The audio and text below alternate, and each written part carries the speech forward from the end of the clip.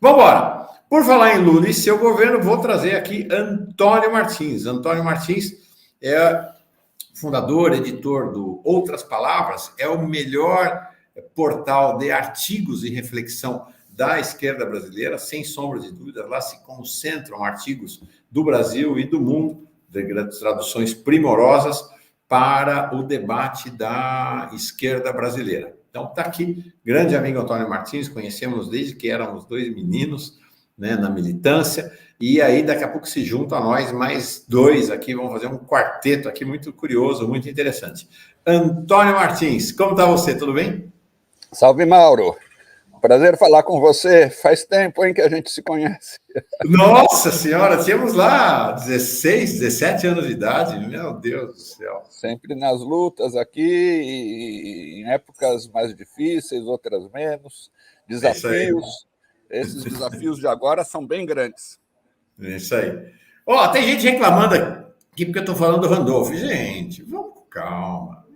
Vamos combinar. A gente sabe que o Randolph foi um dos mais radicais lavajatistas. E agora é um dos que está na liderança da luta contra o meio ambiente. Então, vamos baixar a bola aí em relação ao Randolph, né? Nós sabemos bem, né? O Randolph, não é que ele foi lavajatista no comecinho, né? E depois, não, ele foi só deixou de ser lavajatista quando o nome dele foi mencionado na Lava Jato. Então, vamos com calma aí, né? A gente sabe, vamos olhar bem para a trajetória de cada um, de cada um. Ele é ótimo de discurso, tem um papel lá como líder do governo, mas vamos sopesar as coisas, né? Vamos ter também cautelas em relação aos aliados. Bom, Antônio Martins, eu queria te ouvir. Nós estamos fazendo uma série aqui, começou na segunda-feira com o Valério, depois conversei com o professor Emílio Sader, com o José Genuíno, fiz uma gravação que vai ao ar agora no feriado com o Maringoni, para uma avaliação sobre 2013. E é curioso, né? Se há um tema sobre o qual não há consenso, é 2013. É difícil encontrar duas pessoas na esquerda que tenham exatamente a mesma avaliação, a um nível de interrogação sobre 2013 muito grande até hoje. Queria ouvir de maneira resumida, nós temos outros assuntos, mas eu não queria deixar passar sem te ouvir tua avaliação sobre 2013, teu olhar para 2013, 10 anos depois. Mauro, 2013 merece não uma conversa de meia hora, mas merece livros e tudo mais. E acho muito importante a gente discutir agora, porque os problemas que o governo Lula está enfrentando nesse momento, eu acho que tem muita relação com a atitude que o governo Dilma e que a maior parte da esquerda adotou em 2013. 2013, o que foi? É evidente que não foi um movimento homogêneo, foram muitas coisas ao mesmo tempo. Foi um processo em que, ao final, os setores à direita recuperaram as ruas, obtiveram o controle das ruas, mas isso se deveu a uma trajetória que precisa ser muito bem explicada. 2013 começou com uma reivindicação de quem queria que o governo Dilma, que os governos do PT fossem além, de quem achava que não bastava ter apenas picanha e cerveja, digamos assim, não bastava ter o aumento do salário mínimo, não bastava poder acessar o iogurte da Nestlé, não bastava poder comprar a geladeira, não bastava poder comprar o fogão. Era justamente o passo além que os governos petistas tinham que dar, que era estabelecer a cidadania por meio dos serviços públicos. O primeiro que chamou a atenção, porque já existia um acúmulo de lutas, foi o transporte. Eu me lembro que naquela época se calculava que o aumento de 20 centavos era, sim, significativo no orçamento das famílias que precisavam do ônibus. Mas na esteira da luta pelo transporte como direito, vieram o direito, a luta pela saúde, a luta pela educação, a luta pela cidade sem cercas. Isso tudo exigia mais Estado, isso tudo era uma bola levantada para que o Estado brasileiro dissesse sim, precisamos dar esse passo adiante. E a postura do Estado brasileiro foi muito ambígua, né? Num primeiro momento, a presidente Dilma teve uma atitude até positiva, falou numa constituinte, mas o Michel Temer trucou e ela imediatamente recuou. Não foi preciso 2 dias para que o truco do Michel Temer, do então vice-presidente Michel Temer, fizesse resultado. E, além disso, a atitude que a maior parte dos partidos, eu diria assim, dos militantes de esquerda adotou, da esquerda mais partidária, mais tradicional, foi considerar que 2013 era uma ameaça à estabilidade dos governos do PT. E aí eu acho que houve um equívoco muito grande, porque aquele movimento que era heterogêneo, já tinha havido movimentos semelhantes em várias partes do mundo. O Brasil foi parte de um processo que começou lá em 2011, na Primavera Árabe, depois foi para a Espanha, nos Indignados, para os Estados Unidos, no Occupy Wall Street, um pouquinho antes tinha havido na Turquia. Então, evidentemente, não era um movimento contra o governo Lula, era um movimento popular, principalmente de juventude, querendo uma perspectiva do comum, digamos assim, de cidades para todos, de direitos para todos, de serviços públicos. E é claro que como toda revolta, os governos precisam se posicionar. E eu acho que desde 2013 a esquerda mais institucional sofre, é um processo que já vinha de antes, né? É um processo que começa principalmente em 2003, de parte dos movimentos sociais indo para os governos, os movimentos sociais ficando mais enfraquecidos porque perdem boa parte dos seus quadros. Esses quadros vão para o Estado e, inevitavelmente, são influenciados pela dinâmica do Estado, que é uma dinâmica ultracentralizadora, que não é uma dinâmica de diálogo com a sociedade, que é a dinâmica aí de Brasília, da Ilha da Fantasia de Brasília, e não vou entrar na polêmica aqui do Rui Costa, mas que é verdade, não precisa ser em Brasília. Aqui em São Paulo, os governantes sofrem, em Salvador, os governantes sofrem um processo. Mas 2013 expressa isso, eu acho, a burocratização de uma parte da esquerda, e eu acho que, num certo sentido, é o processo que a gente vive hoje. E eu acho que hoje é uma situação muito perigosa, porque a institucionalização, a crença excessiva nas instituições, é claro que nós não queremos abalar as instituições, mas nós precisamos pressionar, tensionar permanentemente as instituições, defendê-las de qualquer ataque que tente destruí-las, mas saber que, num país como o Brasil, elas expressam a visão de uma pequena parcela das elites, não é nem das elites, é do rentismo hoje. Então, as instituições têm que ser permanentemente tensionadas, pressionadas, com mobilização social, com o povo nas ruas.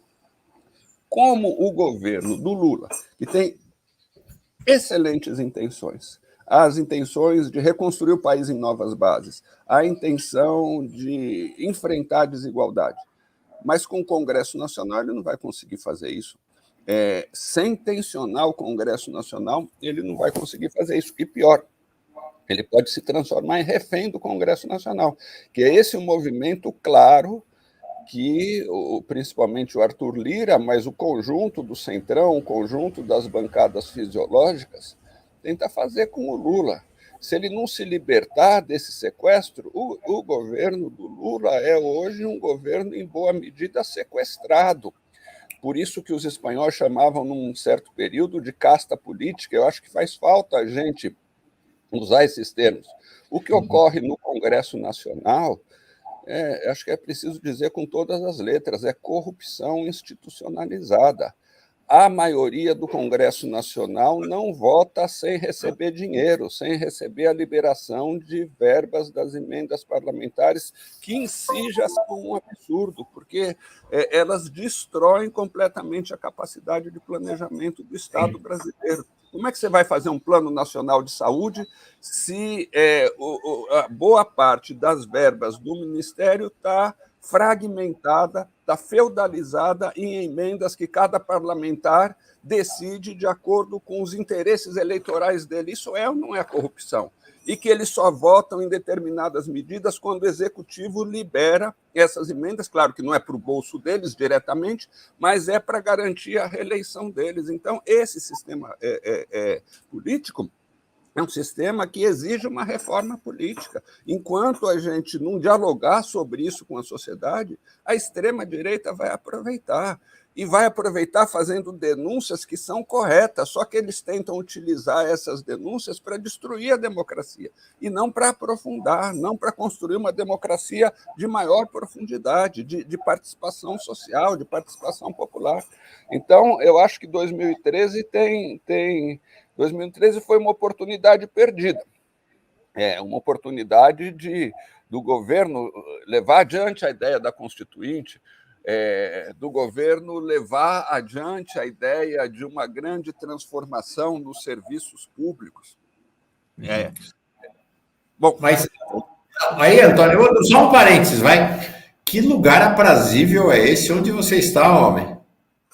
Estou num lugar maravilhoso, Itacaré, aqui no sul da Bahia, estou de férias. Nossa. Interrompi as férias para dialogar com você. Nossa, que delícia, cara. Estou tomando um suco de acerola aqui, um cafezinho, uma beleza aqui. Maravilha, nunca fui Itacaré, espero ir um dia, quero suas dicas depois, vale muito legal. Antônio, interessante essa questão que você traz por dois aspectos. Primeiro, será que, enfim, não existe ser, né? Será olhar para trás, mas de qualquer maneira, talvez valha a pena também fazer uma leitura de 2013 à luz da ascensão da extrema-direita, não apenas no Brasil, mas em todo o mundo, né? Vamos dizer assim. Já era um momento em que a extrema-direita começava a ir para cima e que a esquerda recuava, né? A esquerda eram os primeiros momentos de recuo da esquerda. E vamos dizer assim, me parece que em 2013 talvez a esquerda tenha aceitado a mesma maneira como hoje. Hoje parece que a esquerda está envolvida num certo fatalismo, sabe? É assim porque é assim, não tem o que fazer, tem que jogar o jogo do jeito que ele está dado. 2013 talvez tenha sido o início da aceitação dos termos de jogo no momento de ofensiva da extrema-direita. E aí, sei lá, estou aqui em Brasília, Antônio. É impressionante o Congresso Nacional. Eu vivi aqui durante a Constituinte. Corrupção, sempre teve. Sempre teve, né? Em todo mundo, em todo o planeta, não é só aqui. É tipo, lugar que concentra muito trânsito de dinheiro com pouca gente e muito poder, vai ter corrupção sempre. Tem nos Estados Unidos, outra saída. Tem na Alemanha, tem na França, tem tudo quanto. Mas o que aconteceu aqui, de quando eu passei a primeira vez por Brasília, por agora, Antônio, o Congresso Nacional é uma casa de extorsão. Extorsão. É o que você falou, não anda nada no Congresso Nacional se não for com base em dinheiro. É uma casa de extorsão e de apropriação do Estado brasileiro. A gente vive hoje, na prática, um regime parlamentarista. O Genuíno ontem observou aqui. O Lira não se comporta como presidente da Câmara, que deveria ser... Ele é o sujeito que cuida da pauta da Câmara, que toca o trabalho da Câmara. Ele é o líder de um partido político. Então, você tem... O Congresso Nacional tornou-se, sob Lira, um partido político, assim como os militares tornaram-se também partido político, fruto dessa ofensiva anti-institucional nas mãos da extrema-direita e o governo Lula, vamos combinar, né? Aceita essa lógica, né, nesse momento. Eu acho que é pior que parlamentarismo, viu, Mauro? Porque no parlamentarismo é um sistema político respeitável, mas no parlamentarismo a população vota nos partidos e os partidos apresentam seus programas. Quem é Arthur Lira? Quem do povo brasileiro sabe o projeto de poder que tem Arthur Lira? Arthur Lira é um sujeito muito hábil para manejar os interesses, o conjunto de interesses que existe aí no Congresso Nacional e para assumir um poder completamente sem sentido, sem lógica. Eu acho que a gente vive aqui no Brasil, o pessoal chama de presidencialismo de coalizão. Eu também acho que é um nome meio eufemístico, sabe? Sim. Coalizão também é uma coisa normal, todo mundo que fez política em qualquer situação, desde o movimento estudantil, sabe que você é obrigado a fazer coalizões, a fazer frentes e tal. Esse aí é um presidencialismo de corrupção, não é um presidencialismo de coalizão. É um presidencialismo, ele tem uma contradição. O presidente é o responsável. Se o governo funcionar, se o país for para frente, se o país entrar em crise, quem vai ser responsabilizado não é o Arthur Lira, é o presidente da República. Mas quem tem poder de bloquear o que o presidente faz, sem assumir nenhuma responsabilidade e sem que essa compra de votos, essa venda, esse mercado de votos que existe no Congresso Nacional seja explicitado, é por isso que eu acho que a gente deve chamá-los de casta política, sabe? Claro que tem muitos políticos que são muito honestos, muito importantes, muito necessários, muito gente boa, mas o sistema como um todo é um presidencialismo de corrupção que impede, é uma das marcas do esvaziamento da democracia, Mauro, porque a população vota querendo lutar contra a desigualdade, vota querendo serviços públicos, vota querendo um projeto agrícola diferente do agronegócio, vota querendo acabar com a regressão produtiva que o Brasil vive. Mas o Congresso Nacional, que não assume responsabilidade por nada, bloqueia tudo isso e, para as poucas coisas que ele admite liberar, é com grana, é com emenda parlamentar. Agora, sabe o que eu acho? Eu acho que a gente precisa fazer, a gente que luta para transformar o Brasil precisa começar a denunciar isso. Eu acho que uma medida concreta que o governo podia adotar, que não depende do Congresso Nacional, se fala muito das conferências nacionais, que foram uma marca muito positiva para os governos da esquerda. Por que a gente não faz uma conferência nacional sobre reforma política? A partir das cidades, começando a questionar, começando a colocar a população, os movimentos organizados, as pessoas que fazem reivindicações sociais em confronto com o sistema político, com as câmaras de vereadores. Isso que a gente vê em Brasília, aqui em São Paulo, em qualquer cidade. As assembleias legislativas, ninguém sabe o que elas fazem. Elas são balcões de negócio, elas são a antipolítica. Por isso está errado quando o Lula diz que política é assim mesmo. Não, não. O Congresso Nacional, como existe hoje, não é a política, é a antipolítica, é o túmulo da política e nós precisamos começar a enfrentar isso. Vai sim.